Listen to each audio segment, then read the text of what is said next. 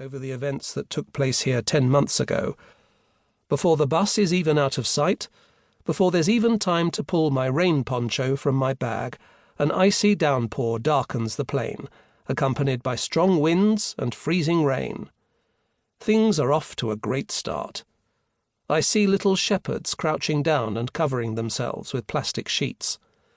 As snowflakes softly fall onto the black sheep, now huddling together so as to better withstand the wind and cold, the animals start to look like nègres en chemise, a type of pastry I could never get enough of as a kid. I didn't renew my rain poncho's waterproofing before the trip, so it isn't long before I'm completely drenched, both inside and out. Even the kangals, those fearsome Turkish dogs, go flat on the ground, waiting for the storm to pass. It's a good thing for me, too, since I didn't have time to pick up a walking stick, the only weapon I know how to wield against these bloodthirsty monsters, and here on this treeless plain it's very unlikely I'd ever find one. The storm keeps me from getting underway. It's an easterly squall, and it catches my rain jacket, throwing me off balance. The rain blinds me and stings my face. I arch my back to keep from being blown over by the gusts. The downpour heckles me, it jostles me, nastily knocking me about. To be safe, I decide to do like the young shepherds. Since there's nowhere to go for shelter on this god-forsaken steppe, I crouch down a fair distance from the road, far from the trucks driving blindly along, and protected somewhat by my rain jacket, which I hold up against the wind and rain. My hand is soon numb from the cold.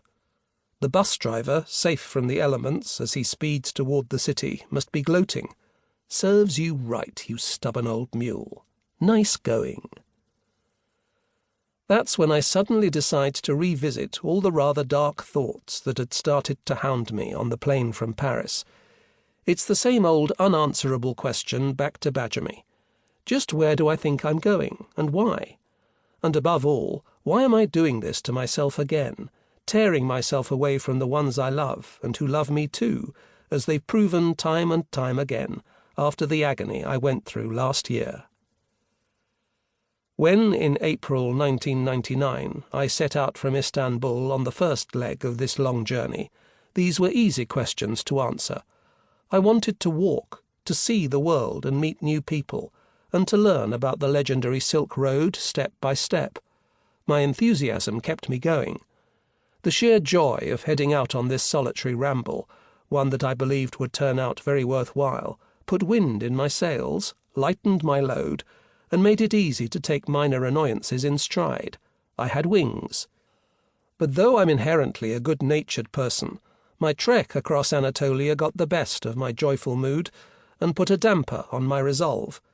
Injuries, being attacked by Kangals, and far worse by people, civil war between the Kurds and the Turks, who did their damnedest on both sides to see in me a traitor to their cause, and finally sickness and medical evacuation.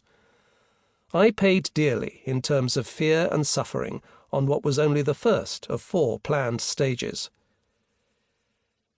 If I attempt to size up this year's itinerary, not only does it not look any better, but it almost certainly promises to be worse. Crouched beneath my flimsy poncho that lets in most of the rain, chilled to the bone in this icy deluge, I find it hard to be optimistic about my immediate future on a road that has all but disappeared in the squall. I have to admit to myself that I'm more than a bit apprehensive. Quite frankly, I'm terrified. And if my stomach is in knots, the storm is by no means the only reason.